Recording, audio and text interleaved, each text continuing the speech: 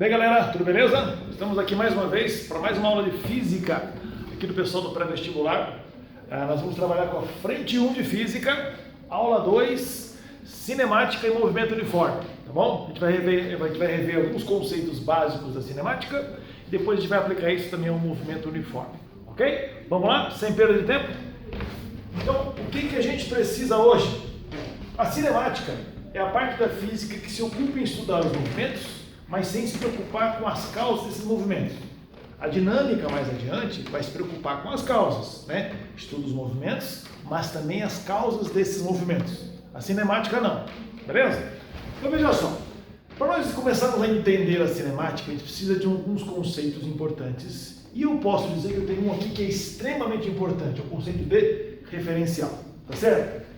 E aí é o seguinte, é uma coisa tão importante que eu quero que você coloque aí um destaquezinho. A gente costuma dizer assim, ó, coloca um asterisco aí, porque isso aqui é importante, tá? Vamos brincar? Em vez de chamar de asterix, vamos chamar de asterix. Então o asterisco vira asterix. Lembra do asterix, o personagem gaulês lá? Só que o asterix, ele é pequenininho, ele tem um amigo que é o Obelix, que é bem grandão. Então quando alguma coisa for muito importante, nós vamos fazer um Obelix. Aqui. Então o referencial é tão importante que eu não posso colocar um destaque pequenininho. Tem que colocar um destaque grandão, ó. Então, Obelix aqui no referencial, tá? Ele é muito importante. Os outros conceitos só são possíveis a partir do momento que você entende o que é referencial, ok? Referencial, então, qualquer coisa pode ser referencial dentro da cinemática. Qualquer coisa. Lá na dinâmica é um pouquinho diferente, tá bom? Mas na cinemática, qualquer coisa. É estranho falar coisa, né? Mas a gente pode dizer que é um pássaro voando, um automóvel parado, uma formiga, um quadro, um apagador, um giz. Eu mesmo posso ser um referencial. Qualquer coisa, qualquer objeto pode ser referencial, tá? E referencial é o ponto de partida para que a gente estude alguma coisa. É o marco inicial, é a nossa origem dos estudos, é o nosso ponto de partida para que a gente possa compreender os outros conceitos, certo? Com isso, a gente entra em repouso e movimento, né? Os dois conceitos de repouso e movimento só são possíveis se você entender o que é referencial, certo? Vamos fazer o seguinte, eu vou pegar aqui dois gizes, um giz laranja e um giz lilás, certo? Veja o seguinte, o conceito de repouso nos diz da seguinte forma, vamos colocar da seguinte forma: alguma coisa só está em repouso quando, em relação ao referencial, não varia sua posição. E movimento, algo só está em movimento se, em relação ao referencial, varia sua posição. Então eu não posso dizer assim, ó, esse giz aqui está em repouso. Eu não posso afirmar isso, porque eu preciso relacionar isso a um referencial. Eu tenho sempre que determinar um referencial. Então veja o seguinte, o referencial é o nosso giz laranja, tá certo? Referencial laranja. Em relação ao giz laranja, o giz lilás está em repouso.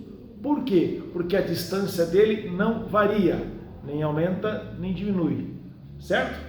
Se eu fizer isso aqui, ó, agora você está movimentando os dois, sim, mas perceba que o giz lilás está sempre à mesma distância do giz laranja.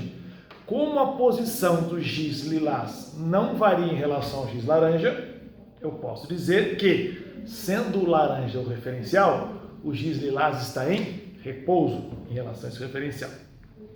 Bom, veja o movimento agora. O giz laranja é o meu referencial, tá certo?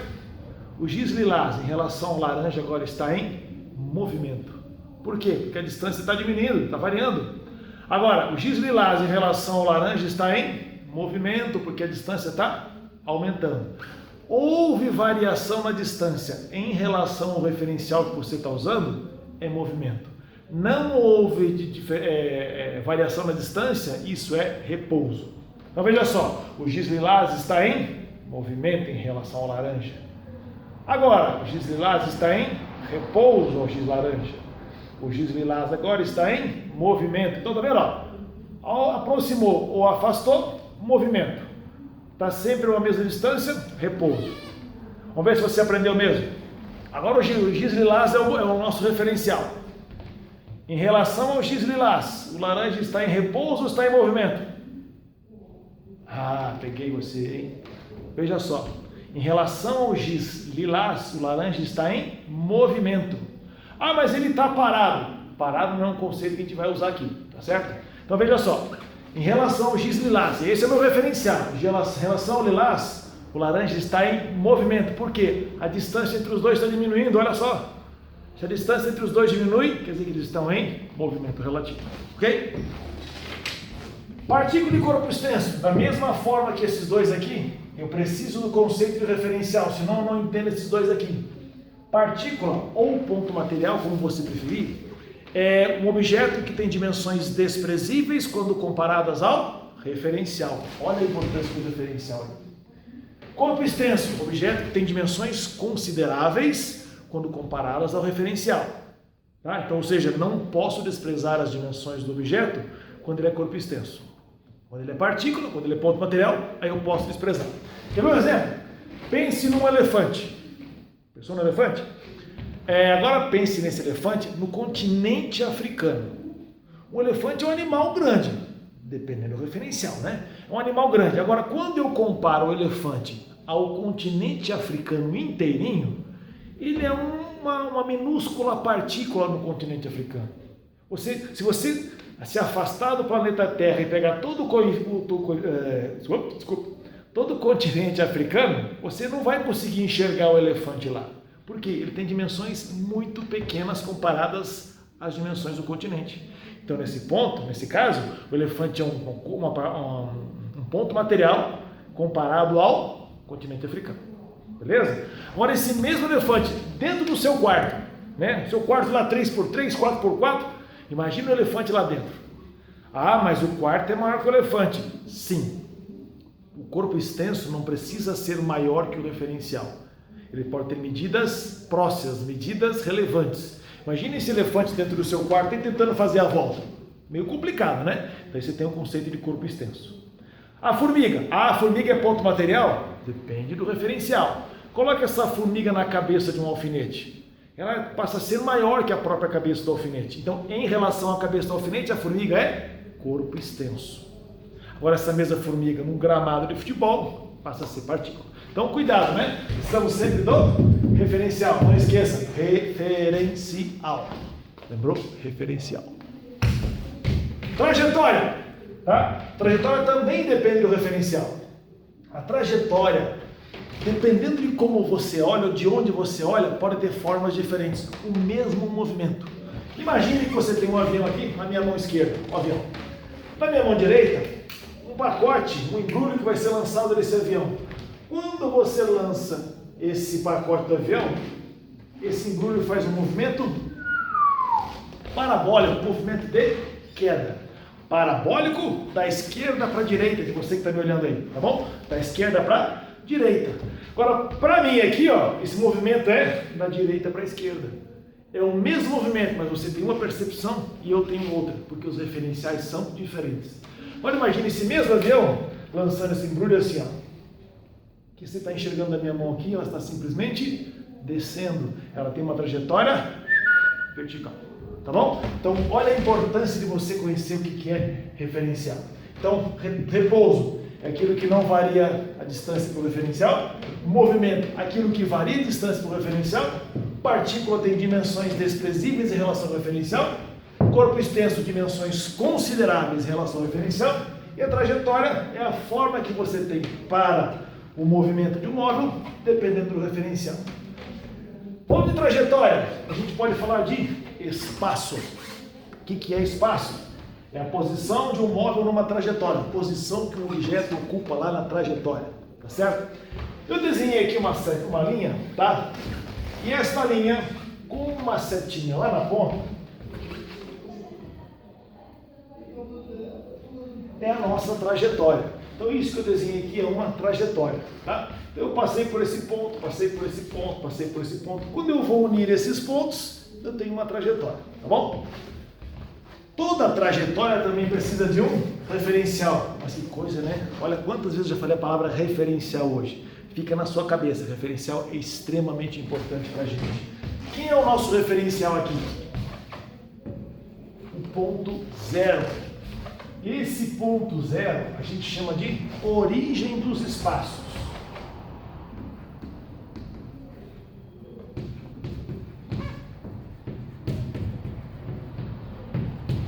É a partir dele que a gente começa a contar as distâncias. Todos os outros pontos estão relacionados com essa origem. Esse ponto aqui está a 1 metro da origem. O ponto 2, 2 metros da origem. 3 metros da origem. Aqui, menos 1 metro da origem. Por que é menos 1? Aguenta aí. Esse ponto aqui, ó, 2 metros da origem. Esse ponto, 3 metros da origem. Por que eu tenho pontos negativos e pontos positivos? Pensa da seguinte maneira. Pensa no referencial, certo? Se você andar a partir do referencial no mesmo sentido da trajetória, você tem espaços positivos. Se você, a partir do referencial, nossa origem, andar em sentido contrário à trajetória, veja que ela aponta para a direita, eu estou andando para a esquerda, a partir da origem. Ó. Se eu andar para cá, os espaços são negativos porque eu estou contra a trajetória. Certo? Dúvidas? Não? Então vamos adiante. Eu coloquei aqui, ó, 3 letrinhas A, B e C juntos com a letra S. Essa letra S é a representação de espaço. Que representa pela letra S. Então aqui, ó, espaço ou posição do ponto A, espaço ou posição do ponto B e espaço do ponto C. Me ajuda aí. Qual é a posição do ponto A? O ponto A está na posição menos 2. Menos 2 metros. Legal. Quer dizer que ele está a 2 da trajetória partindo da origem. É isso que esse menos indica. O ponto B está aqui na posição 1 metro. O que significa isso? Que ele está a 1 metro da origem. O sinal mais não aparece aqui, mas você tem que lembrar, estando a 1 metro da origem, no sentido igual da trajetória. E o ponto C está na posição 3 metros. O que significa isso? Nós estamos a 3 metros da origem, o sinal positivo, que não aparece aqui, nos indica que nós estamos andando a favor da trajetória. Legal? Bom, aí nós temos 2 conceitos que a gente tem que tomar cuidado quando nós falamos de espaço. Distância percorrida e deslocamento escalar. São coisas diferentes, tá bom? Distância percorrida a gente vai representar pela letra D. E o deslocamento escalar por ΔS. O que é distância percorrida? Deixa eu pular de lado aqui, que não vai ver. O que é distância percorrida? É a soma de tudo aquilo que o objeto anda, que o objeto caminha, que ele progride numa trajetória. Você quer ver uma coisa? Se nós andarmos do ponto A para o ponto C e depois para o ponto B, nós temos uma trajetória então A, C, B. Qual é a distância percorrida? Vamos colocar aqui em cor de goiaba, tá? Veja só, distância ACB. Então nós vamos primeiro de A até C. 1 metro, 2 metros, 3 metros, 4 metros, 5 metros. Certo? Então nós andamos 5 metros de A até C. Agora nós vamos de C para B, que vai voltar. 1 metro mais 2 metros. Mais 2. Qual é o total então? 7 metros. É a distância percorrida. Andei 5 para a direita e 2 para a esquerda. Agora você conta aqui 2 vezes? Conta 2 vezes. E cada parte da trajetória tem que ser somada independente da outra. Beleza? E o que é deslocamento escalar? Deslocamento escalar é como se fosse um efetivo deslocamento. Tá, ó. Efetivo deslocamento.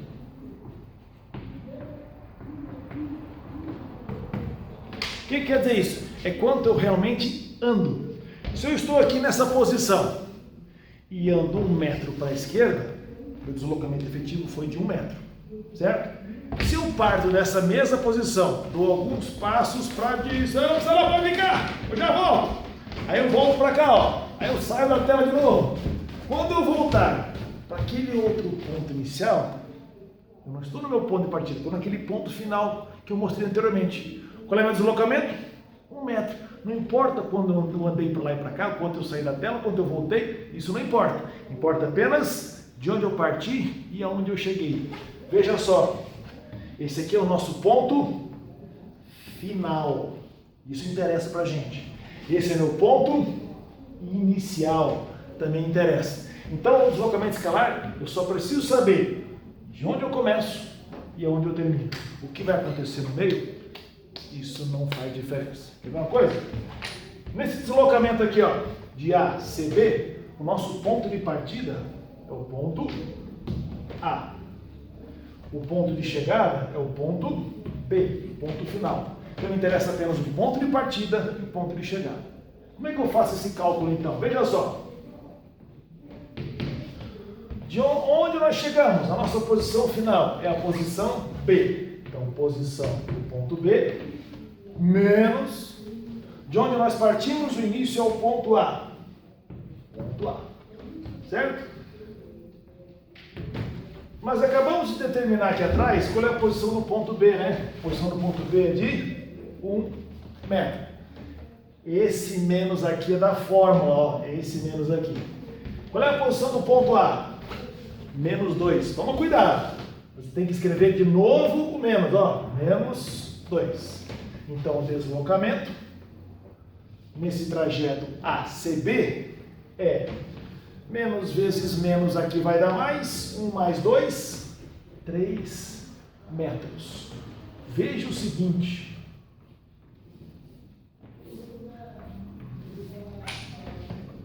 Eu saí de A, fui até C e voltei para B. Qual é o deslocamento efetivo? De A para B nós temos 1, 2, 3 metros apenas. Esse é o deslocamento efetivo. O que eu fiz antes não me interessa. Me interessa apenas de onde eu parti e aonde eu cheguei. Beleza por enquanto? Vamos dar um tempinho? Eu vou só apagar o quadro rapidinho. Nós vamos voltar já já para falar de movimento uniforme. Ok? Agora que a gente acabou de falar de distância percorrida e deslocamento escalar, vamos continuar então com a nossa cinemática falando de velocidade escalar média. Eu preciso do conceito de deslocamento escalar para entender a velocidade escalar média, certo? Fórmula que todo mundo conhece, não é novidade para ninguém. ΔS, deslocamento escalar, acabamos de ver. ΔT, intervalo de tempo. Sempre que aparecer esse delta, você sabe o que você faz. Final menos inicial. O que é ΔS? Posição final menos posição inicial. O que é o ΔT? Tempo final menos tempo inicial. Intervalo de tempo. Deslocamento escalar. Não esqueça, apareceu o delta, sempre final menos inicial. Dentro da fórmula de velocidade média, esse deslocamento, quais são as unidades que a gente pode utilizar? Qualquer unidade de distância.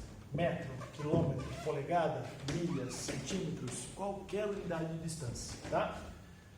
Unidade de tempo, qualquer uma, segundos, horas, minutos, meses, semanas, décadas, milênios, enfim, qualquer unidade de tempo.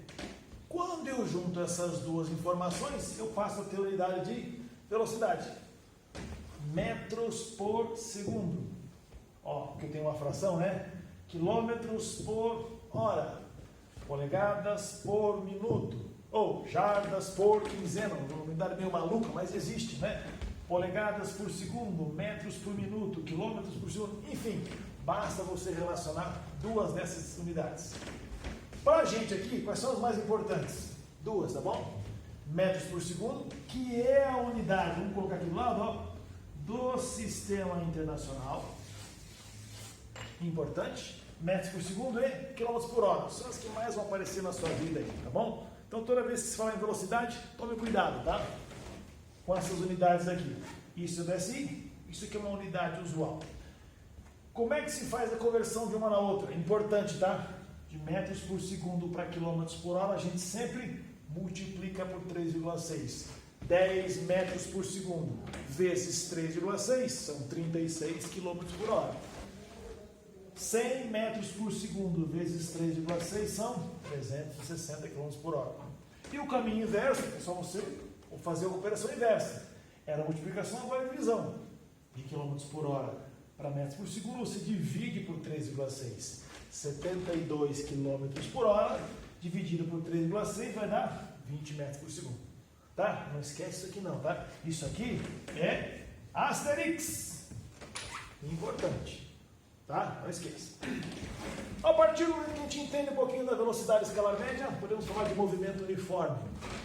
Eu coloquei aqui a expressão movimento uniforme, né, uma em cima da outra, para nós entendermos o que essa expressão significa para a gente. Se nós estamos falando de movimento, nós estamos associando isso a velocidade. Movimento, deslocamento, né, tem velocidade. E o que é o uniforme? Quando você usa um uniforme para algum lugar, uma escola, uma instituição, o uniforme é para igualar todo mundo, deixar todo mundo igual, de uma forma só. Então, o uniforme para a gente aqui é alguma coisa igual, o tempo inteiro, no nosso caso aqui, algo que é constante. Então, quando a gente fala em movimento uniforme, estamos falando de velocidade constante. E quando que a velocidade é constante? Quando a aceleração é igual a zero. Aceleração é aquilo que faz a velocidade variar, certo?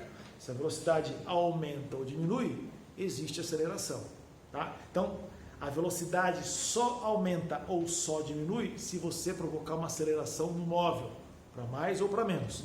Quando não existe aceleração, o móvel mantém sempre a sua velocidade, se ele estiver em movimento, ou vai permanecer parado, se ele já estiver parado, em repouso, tá bom? Então, velocidade constante, aceleração, zero. A expressão mais importante do movimento uniforme, ela é derivada dessa formulazinha aqui, ó. S igual a S0 mais V vezes T, onde o S0 é a posição inicial e este V é a velocidade do movimento. Como a velocidade é sempre a mesma, isso aqui também não muda. Isso aqui nós chamamos de equação horária dos espaços. Por que ela é uma equação horária? Porque leva em conta tempo. Por que ela é dos espaços? Porque ela vai me dar uma posição. Nós vamos descobrir uma posição qualquer depois de um certo tempo. Por isso que ela é uma equação dos espaços baseada no tempo. Equação horária dos espaços. Se você quiser lembrar isso aqui por um macetezinho, né? Quando você está num lugar muito quente, a única coisa que vai você se refrescar é sorvete, né? Então, só sorvete. Ó, para não esquecer essa formosinha, tá certo? Sendo isso aqui uma equação de primeiro grau, porque eu não tenho nenhum índice diferente de um aqui, nenhum expoente diferente de um, sendo uma equação de primeiro grau, a representação gráfica dessa equação é uma reta. Então eu posso ter algo desse estilo ou algo desse estilo no que diz respeito a movimento uniforme. Tome muito cuidado com isso aqui, ó. Essa letrinha do eixo vertical, tá? Na horizontal a gente vai ter sempre o tempo aqui, mas na vertical tem que tomar muito cuidado, porque lá no movimento uniformemente variado vai ter um gráfico parecido com esse. A única diferença vai ser que aqui é uma letra V. Então toma cuidado. Analisa, né? Isso aqui é um gráfico de espaço por tempo. Gráficos de espaço por tempo, onde tem representação de uma reta, a equação de primeiro grau é movimento uniforme, tá bom? O que nós temos aqui? Um gráfico ascendente, onde se ganha velocidade, e um gráfico descendente, onde se perde velocidade. Esse ponto aqui, ó, aonde o gráfico, onde a curva, né, corta o eixo vertical, nós temos a posição inicial. Então, essa informação aqui está aqui no gráfico, ó. É só você ver, né, que a curva corta o eixo vertical. Está aqui o S0, está aqui o S0. Tá? E onde é que está essa informação aqui? Já que o S e o T são os eixos. Onde é que está a velocidade? Ela está aqui, ó.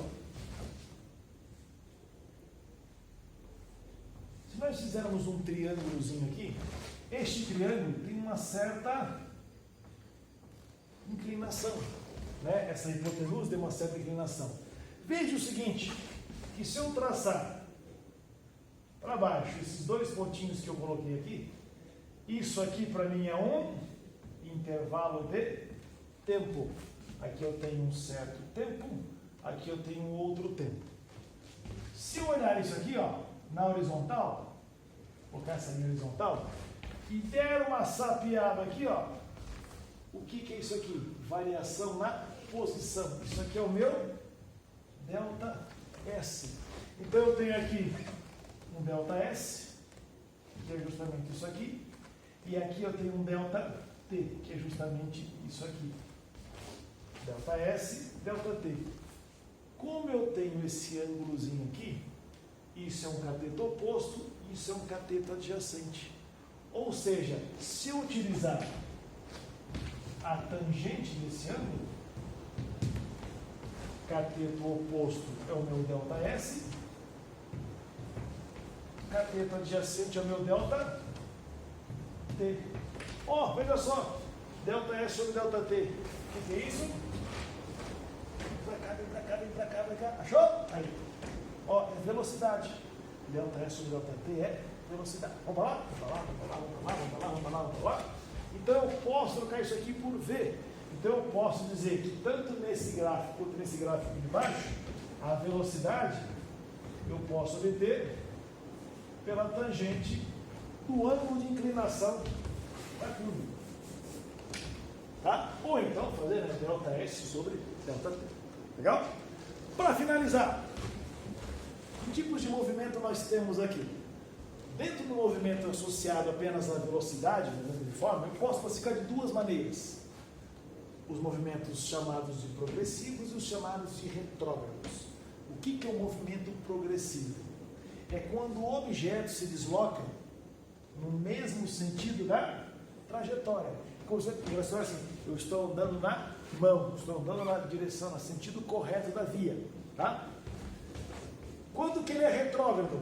Quando o objeto móvel se desloca em sentido oposto à trajetória. É estar na contramão. Aqui é estar na mão, obedecer o sentido de deslocamento da via, por exemplo. Aqui é estar na contramão, ir contra o fluxo, que seria o correto. Toda vez que nós falarmos em movimento progressivo, associa isso a uma velocidade positiva, que é o caso desse gráfico aqui, ó. Aqui nós temos uma velocidade positiva. Então o gráfico ascendente do Emil, progressivo. Toda vez que você falar em movimento retrógrado, associe isso a uma velocidade negativa, certo? Então, velocidade negativa é quando você se desloca contra a trajetória, que é o que está representado nesse gráfico aqui, ó. Um gráfico descendente, um gráfico de velocidade negativa. Então, ascendente positiva, um gráfico descendente negativo. Aqui é um movimento progressivo, aqui é um movimento retrógrado. Só para tirar uma pequena dúvida entre o retrógrado e o progressivo. Porque você quer ver uma coisa? Vamos fazer uma setinha aqui embaixo. Ó. Vamos supor que essa setinha indique uma trajetória que eu devo seguir. Tá bom? Ela aponta para a direita. Se eu andar para a direita, ou seja, no mesmo sentido da trajetória, eu tenho um movimento progressivo. Certo? Agora, se eu andar para a minha direita, né, para a direita aqui do quadro aqui, eu vou andar contra esse sentido aqui, ó. Agora eu tenho um movimento retrógrado, minha velocidade é negativa. Velocidade negativa não é andar de ré, certo? Eu posso andar de ré e ter velocidade positiva. Veja o seguinte, estou andando de ré, mas eu estou andando no sentido da trajetória, lá para a minha esquerda, para a direita de vocês aí, tá certo? Meu movimento é positivo, minha velocidade é positiva. Agora, aqui, agora sim, andando contra a trajetória de ré, né? Minha velocidade é negativa. Você tem que analisar isso aqui, ó. Se eu ando para lá, é positivo. Se eu ando para cá, é negativo. Certo, galerinha? Beleza? Se aparecer dúvida, mantenha contato, faça exercícios, não deixe de praticar, é importante, porque isso aqui é o complemento daquilo que a gente viu aqui. Ok? Grande abraço, até a próxima.